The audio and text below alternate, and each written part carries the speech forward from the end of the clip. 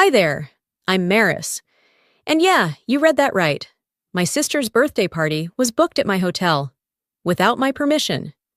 She strutted in with her fiancé's family like she owned the place, then looked me in the eye and told the staff to kick that homeless woman out. That homeless woman was me. But that wasn't even the worst part. The worst part was, my entire family knew. They planned it. They expected me to pay for it, in silence. The second I stepped onto the porch of my parents' house in New Orleans, that familiar ache pressed down on my chest, like my lungs knew to brace before my heart caught up. It was early June, humid, with the smell of jasmine and crawfish hanging in the air. I hadn't been home in nearly 5 months, not because I was too busy, but because I knew exactly how this would go. My mother greeted me with that smile, the one that didn't quite reach her eyes. "Maris, honey, look at you. Still wearing black, huh?" she chirped, kissing the air near my cheek. "You know, a little color wouldn't kill you." I forced a laugh. "Hi, Mom." Dad was already at the dinner table, half done with his lasagna, eyes glued to his plate like it might solve world hunger if he stared long enough. And then there was Seren. She was lounging on the love seat like she was posing for a photo shoot, draped in a designer dress I'm sure she didn't pay for. Her lips curled into that smug half-smile I'd grown up hating. "Well, well," she said, standing. "New Orleans' favorite mystery woman returns. Did you finally finish alphabetizing your spreadsheets?" I didn't bite. I just nodded and took a seat across from her. The table was set with our mother's best china, which only came out for holidays, interventions, or announcements. That should have been my first clue. Dinner started stiff. Mom complimented the weather, Dad mentioned traffic, and Seren posted a selfie mid-meal, her phone angled to avoid capturing my face. I should have walked out right then. Instead, I took a bite of bread and tried to convince myself this was just dinner. Then Seren stood up. "I have something exciting to share," she beamed, lifting her glass. "My 33rd is around the corner, and it's gonna be iconic, like Kardashian-level iconic." I kept chewing. "I found the perfect rooftop in the warehouse district. There's a champagne wall, live music, drone footage, a horse-drawn carriage. Think Paris, but with better lighting." She paused for dramatic effect. "Total cost? Just under $150,000. I nearly choked. I set down my glass. She didn't flinch. "And you," she said, pointing directly at me. "Get to make it happen. Come on, sis. It's not like you're doing anything real with your money." The room went quiet. Even the ceiling fan sounded like it stopped turning. I glanced at Mom, waiting for her to shut it down. Instead, she tilted her head. "Sweetheart, it really would mean a lot to your sister. You've been so blessed lately. Isn't it time to give back a little?" Dad kept chewing. Didn't look up, didn't say a word. That's when it hit me. I wasn't family. I was funding. I tried to swallow my rising anger, but it tasted like betrayal. I excused myself from the table before I said something I'd regret. Again. Back at my place, I sat at the kitchen island with a glass of wine and tried to scrub the night from my memory. My phone buzzed. It was Ina, my operations manager, and only person in my life with a working bullshit radar. "Check Seren's Instagram story." I opened it. She'd posted a reel, split screen. On one side, her sipping champagne with her event planner. On the other, a video of my car pulling into my driveway, windows down, paint a little faded. The caption? "When your rich sister lives like she's in witness protection." The comments were already piling up. At least she's not pretending to be someone she's not. That house screams anxiety. LMF, she drives that? I stared at the screen, my jaw clenched so tight I thought my molars would crack. I wanted to scream. I wanted to tell every single commenter exactly what I'd built, what I owned, how I paid for it all with my own 2 hands. But I didn't. I just stared. She thinks this is over a birthday party. She has no idea what she just started. 2 days passed. I didn't return a single call, didn't answer any texts from my family. Ina offered to take my phone and throw it in the Mississippi, and honestly, I was tempted. Instead, I turned off notifications and drowned myself in zoning permits and spreadsheets. My hands worked, but my chest was tight the whole time. The video was still up, still getting likes, still being reshared by people who didn't even know me, people who found it hilarious that I drove a 10-year-old car and didn't flaunt my money like I stole it. "She's not going to stop," Ina said, tapping her fingers on the conference table. "I know," I said, "but she's not the one I'm worried about." She raised an eyebrow, but I didn't explain. I'd seen this coming in pieces, like slow leaks under drywall, but now the wall had cracked, and behind it, the rot was spreading.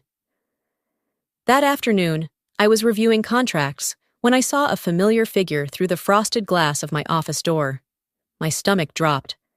My mother didn't make appointments. She breezed in like she owned the place, arms full. "I thought I'd stop by," she said, placing a Tupperware of banana bread on my desk. "Still no receptionist? You really ought to make this space more welcoming." I forced a smile. "Hey, Mom." She sat down like she'd been invited. "You're working too hard. You always do, just like your father. Though he was never great with money. You get that from me." I stayed silent. I could feel Ina's eyes on me through the glass, but I didn't call her in. Then Celeste reached into her handbag and pulled out a cream-colored envelope. "I brought something for you to look at," she said lightly, like it was a recipe or a Christmas card. I opened it slowly, expecting nothing. Maybe a thank you note for showing up to dinner. Instead, it was a printout, a budget breakdown. At the top, Saran's 33rd Dream Event. Halfway down, underlined in pink highlighter, venue contribution, Maris Calder, $150,000. Confirmed? My throat went dry. "Confirmed?" I said, my voice sharp before I could stop it. "Who confirmed this?" Celeste's smile didn't budge. "Sweetheart, let's not make this harder than it needs to be. You know Saran doesn't have the kind of money this takes, and your father and I, well, we're on a fixed income now. She's your sister." I set the envelope down like it was laced with something toxic. She humiliated me online. She was being playful. She mocked my life. She's going through a phase. I stared at her. "You're really asking me to foot the bill for the person who just used me as punchline fodder for her followers?" "I'm not asking," she said calmly. "I'm showing you the plan. You've always been the responsible one. This is just what's expected." There it was again. That word. Expected, not requested, not discussed, just decided. I picked up the Tupperware, handed it back. "Thanks for the bread," I said flatly. She looked wounded, like I'd slapped her. "Don't be like this, Maris. You're making it so dramatic." "I think you've confused the definition of that word," I said. She stood up, smoothing her blouse like she'd just closed a deal. "Let me know if you want me to send over the planner's info. You're going to love her. Very boutique." Then she walked out, leaving the scent of her perfume and that damn envelope behind. I didn't tear it up. I didn't scream. I walked to the window, stared at the street below, and let my jaw lock itself into place. They didn't even ask. They just assumed I'd pay for silence. I stood there longer than I realized, frozen in front of the window, watching nothing. The sun was setting, but I didn't notice until the light was gone. Eventually, I turned off the lights, walked through the quiet house, and landed in the kitchen. The banana bread was still on the counter, wrapped in cellophane like it was some kind of peace offering. I stared at it like it might move or speak. My mother baked that same recipe when I got sick as a child. I used to think it meant love. Now? It felt like a warning label wrapped in sugar. I poured a glass of wine, opened my laptop, and tried to focus on something that wasn't them. Lease renewals, property maintenance notes, payroll, anything. But my hands didn't move. My eyes just stared at the glowing screen until the letters blurred. That's when the memory hit. I was 10. Hospital bed. White sheets, too thin. Machines blinking softly beside me.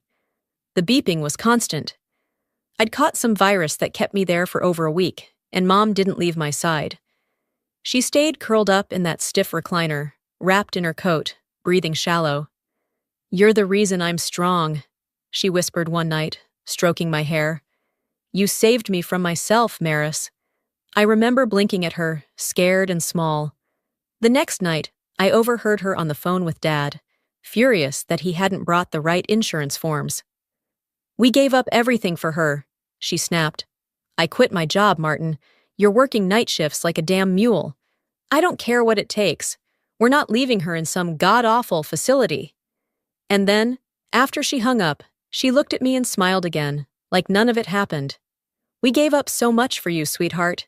Just promise you'll never forget that, okay?" I was 10, and I nodded. Back then, I thought it was love, devotion. I had no idea it was a trade agreement. My chest ached as I sat back in the present. My adult self, alone in a quiet kitchen, with a freezer full of frozen dinners, and no one asking how I felt, just what I could give. They never ask, they expect. And if you say no, they remind you what they've done for you. Guilt was always the invoice they sent when I didn't comply. I started remembering all the other times. College tuition meetings where I was expected to understand that Seren's creative path meant she'd bounce between majors while I worked nights. Holidays where my gifts were met with, "Wow, not bad for someone with no husband." Every sacrifice was supposed to come with a thank you note. Except mine. I opened a draft email I'd started to my mother earlier. Something soft, something diplomatic. "I appreciate you coming by. I just wish things were handled more openly." I deleted the whole thing in one stroke. Then I walked to the freezer, opened it, and slid the banana bread inside, right between the frozen peas and an old bottle of vodka.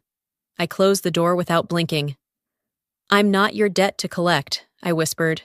"I'm not your redemption story." I didn't cry. I didn't smile either. But for the first time in a long time, I felt something solid under my feet. I used to think being needed meant being loved. Now I'm not so sure. The next morning, I was back at my desk downtown, early as usual, before the coffee shop across the street even turned on its lights.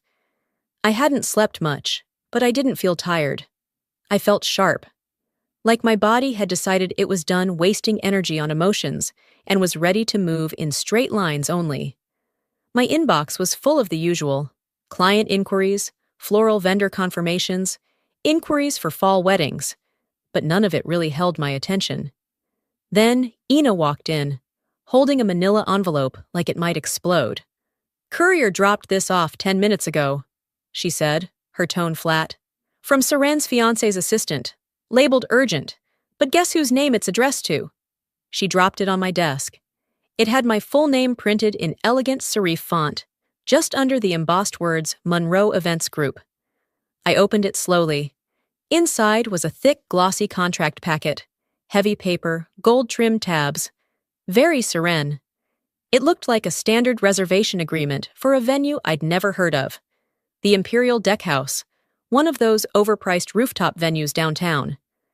They'd penciled in a family contact section, and there it was. Family Financial Liaison, Maris Calder, signature required. It didn't make sense, until I flipped to page 6 and saw it. Small print, tucked into a subclause under liability adjustments. In the event the primary booking party fails to remit payment in full within 30 business days, the listed family contact assumes responsibility for all unpaid balances, fees, and penalties, including legal and collection costs. I blinked, read it again, and then I laughed, short and dry. "She really thought I wouldn't read this," I said aloud. Ina crossed her arms. "She thought guilt would sign it for you." My fingers curled slightly around the contract, not enough to crumple it, but enough to feel it press back. I didn't speak for a while. I didn't need to. I slid the whole packet into my lower drawer and labeled it in my head. Evidence. "You know," I said, "if she put this much effort into managing her own finances, She wouldn't need a backup wallet with my face on it. Ina raised an eyebrow. Want me to shred it? Number let her wonder. I opened my email, composed a new message, and addressed it to Monroe Events Group's assistant. No greeting, no warmth. Subject, contract request. Body, we do not process documents submitted through emotional channels. All future communications must be routed through our legal department. Unsolicited contracts will not be acknowledged. M. Calder. I hit send. Then I opened my calendar, scrolled to next week, and created a new recurring event. Title: Monitor Financial Setups.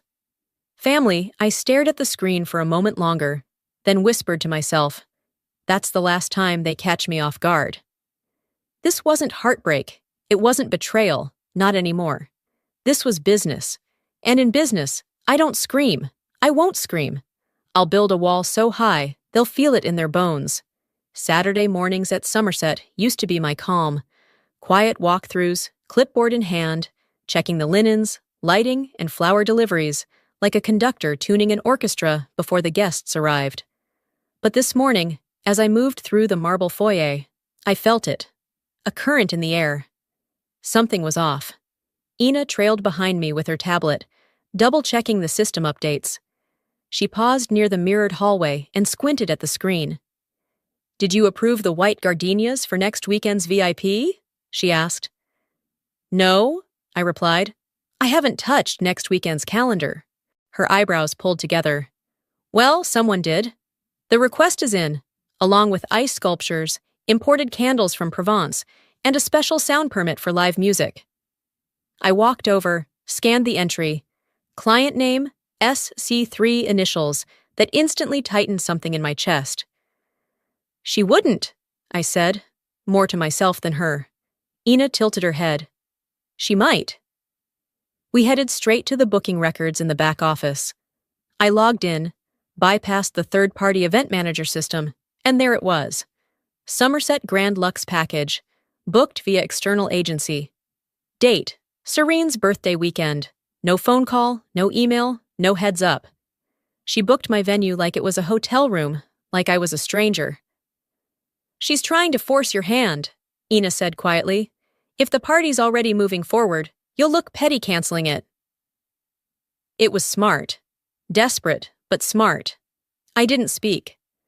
I opened the security camera archive from the evening before, and there she was. Serene.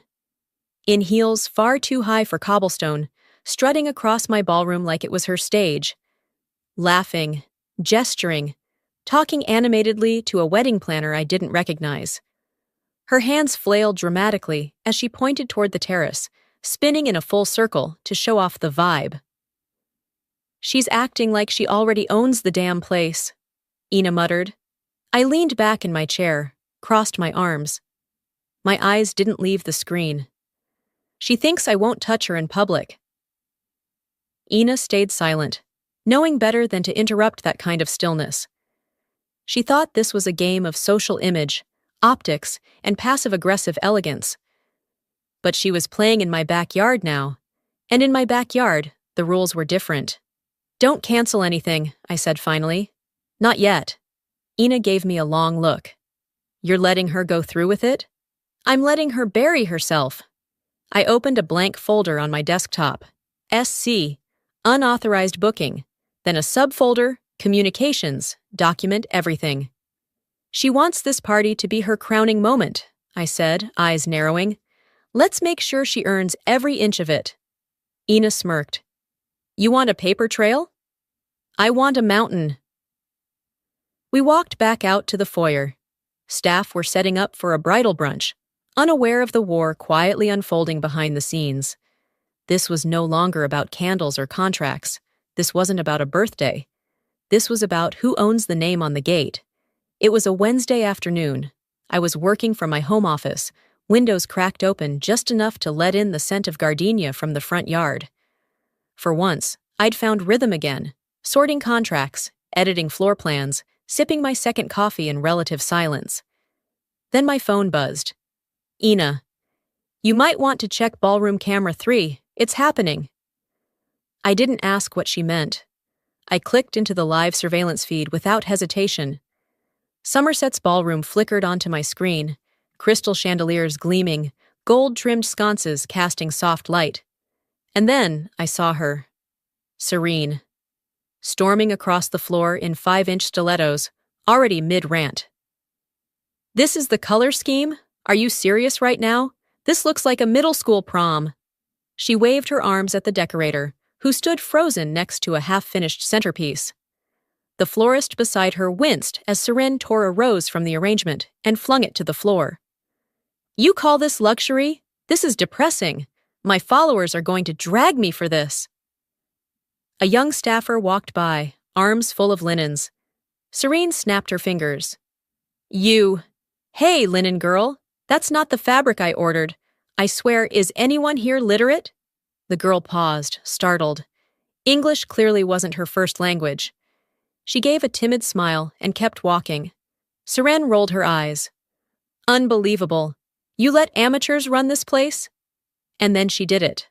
She grabbed a clipboard from the table, scanned it, and slammed it down hard enough that it flew off and clattered onto the marble floor. I didn't flinch. I didn't even blink. I just watched. That's when Ina stepped into frame, calm, spine straight, expression unreadable.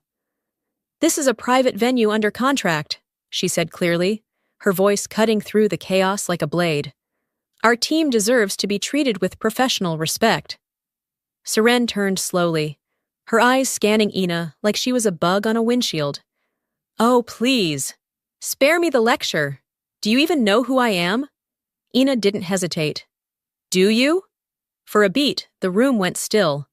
Seren scoffed and turned away, muttering something about ungrateful staff and having my lawyer on speed dial. But I wasn't listening to her anymore. I'd heard all I needed. I leaned back in my chair, watching the final seconds of the footage as Seren stormed out of frame. I clicked rewind and played it again, then again, her voice, her face, her entitlement, all recorded. I minimized the video and opened a folder already waiting on my desktop. Incident response. Inside it was one file. Client Policy Section 3.2. Grounds for termination and ban. It was clear as day. Hostile behavior toward staff, defamation of venue, willful property disruption. All of it. Every checkbox.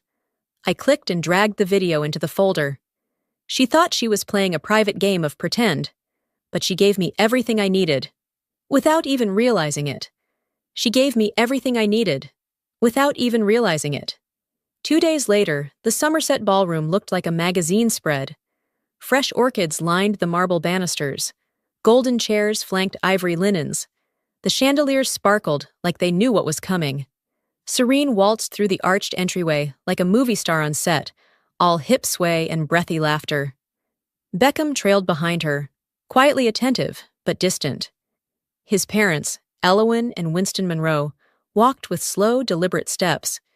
You could tell they were the kind of people who measured rooms by how the air moved in them. Seren pointed at the grand staircase. "Isn't this perfect? It screams legacy." From my office upstairs, I watched everything through the security feed. Ina stood near the entrance, greeting them with flawless professionalism. She looked up briefly toward the camera and gave the slightest nod. Time.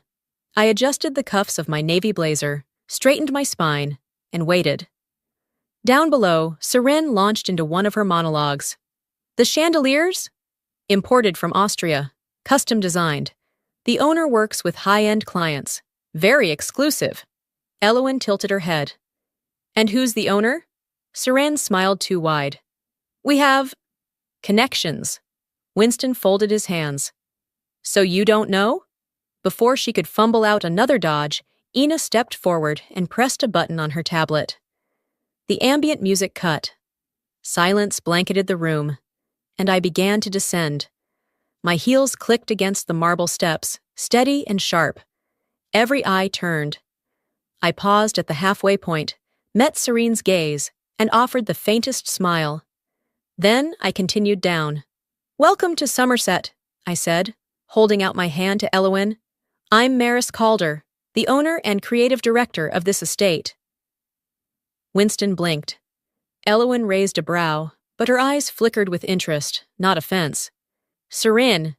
She looked like someone had pulled the floor out from under her. You own this place? She croaked. But you live in that tiny house. I turned to her, calm and clear. A smart businesswoman doesn't wear her assets on her sleeve. She builds them brick by brick and lets them speak for themselves. Elowen smiled slowly. How refreshing. I was beginning to think nobody under 60 believed in discretion anymore. Winston nodded. Impressive, Ms. Calder. Very impressive. Beckham looked at me with a different kind of expression now. Not pity, not confusion, recognition. Serene stood frozen, her mouth slightly open, trying to summon something to say. Nothing came. I didn't gloat. I didn't lean in. I simply turned to Ina. Please escort the Monroes to the East Terrace, I said. I'll join them shortly. Ina nodded and gestured gracefully toward the corridor. As they moved, Seren lingered behind, her breath shallow, fists clenched. I didn't even look at her when I passed. For the first time in my life, I didn't need them to clap. I had the floor. We moved through the terrace slowly, deliberate and unbothered. The Monroe family admired the grounds with a kind of practiced elegance, nodding thoughtfully, speaking sparingly.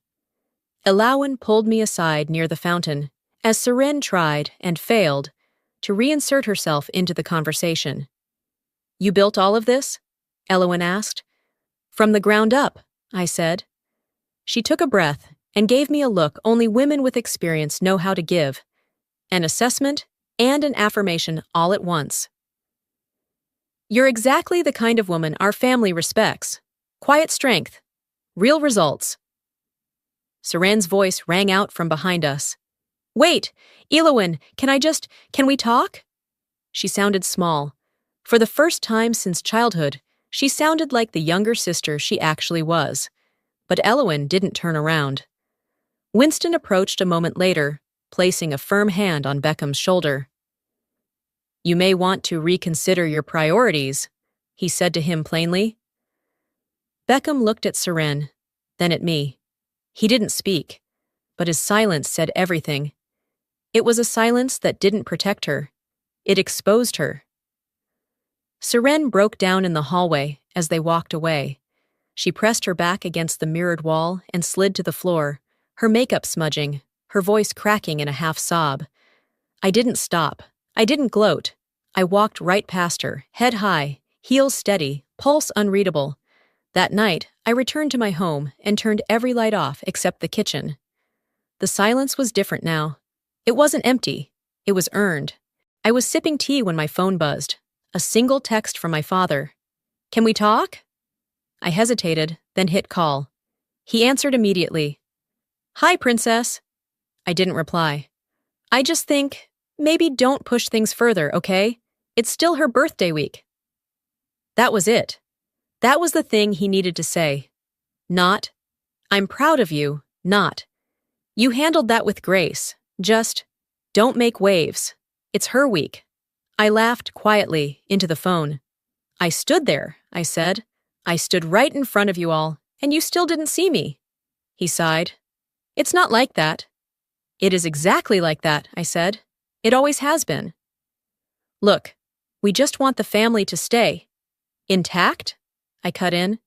It's never been intact. It's been built around Seren like a house of cards.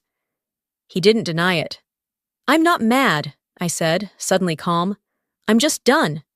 He paused. You don't mean that. I do. I hung up. Then I slid the phone into the drawer beside my sink and closed it gently. Outside, the lights of New Orleans blinked against the darkness. Distant music floated in from a jazz bar a few streets away, the kind of song that makes you ache and breathe at the same time. I watched it all, not waiting for someone to show up, not hoping someone would call back, just breathing. I didn't lose my family. I just stopped asking them to show up. 2 weeks passed, no headlines, no apology tour, just quiet, the kind of quiet that didn't echo. It settled. I was sitting at my kitchen table, sorting contracts and sipping lukewarm coffee when I noticed the email. Subject line: I'm sorry.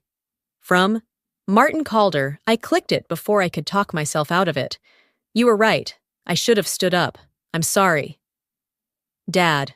That was it. No buts. No passive-aggressive deflection. No, but you know how your sister is. Just a single sentence. Late, but clean. I read it 5 times. Then I deleted it. But I smiled when I did. Somerset hadn't slowed down. If anything, it was surging. We had 3 weddings booked for the next month, 2 corporate galas, and a high-profile fundraiser that had local news sniffing around. Ina was now fielding requests from planners in 4 different states. She walked into my office with her usual tablet in hand. We've got a request from Elowen Monroe's niece, she said, tapping. She asked for you directly. Of course she did, I said. We'll take good care of her. I meant it. That same day, my phone lit up with a push notification from a wedding industry blog. Influencer event canceled. Somerset denies involvement. Speculation mounts. And then, are these luxury events just for show? Inside the collapse of a brand. They didn't mention her name outright, but I didn't need them to. Later that evening, out of pure curiosity, I checked Serene's socials. Her latest video was still up, but the energy was different. Muted lighting, no makeup, no background music. Comments turned off. She stared into the camera for almost 2 full minutes before speaking. I didn't watch all of it. Not because I couldn't, because I didn't need to. There was no satisfaction, no anger, no fire in my chest. Just air. I closed the app, put my phone face down, and walked outside with a glass of wine. The porch was warm, washed in the orange glow of the setting sun. The street was quiet, except for the rustle of wind through the live oaks. I drove past my parents' house that morning, slowed down for half a second, didn't stop. Not because I was bitter, because I didn't feel the pull anymore. I used to think peace came when people apologized, when the scales finally tipped back in your favor, when the villains got exposed and the family admitted they were wrong. But peace is quieter than that. Peace is walking away when no one asks you to. Peace is deleting the message without replying. Peace is saying no and not explaining why. I took a sip of wine. The night wrapped around me like a soft exhale. And maybe that's the real revenge. Not winning, but walking away clean. You know, if there's one thing I've learned through all this, it's that peace doesn't come when people finally treat you right. It comes when you start treating yourself like you matter. For years, I thought loyalty meant silence. That being a good daughter, a good sister, meant making myself smaller just so others could shine. But the truth is, shrinking never saved anyone. You can love your family and still draw a line. You can walk away without hating them. And you can stop chasing validation from people who never bothered to look at you clearly. I didn't win by being louder. I won by finally listening to myself. So let me ask you something. Have you ever felt invisible in your own story? Have you ever carried guilt that was never yours to begin with? Tell me in the comments. I want to hear your truth. And hey, if this story hit home for you, type 1, or let me know where you're watching from. If you didn't connect with it, that's okay too. Drop a comment and tell me why. Was it the message, the pace, the ending? This channel is all about real stories for real people. So if you want more honest, emotional storytelling like this, don't forget to subscribe. You never know. The next story might be the one that finally puts your feelings into words. Thanks for spending your time here. See you in the next one.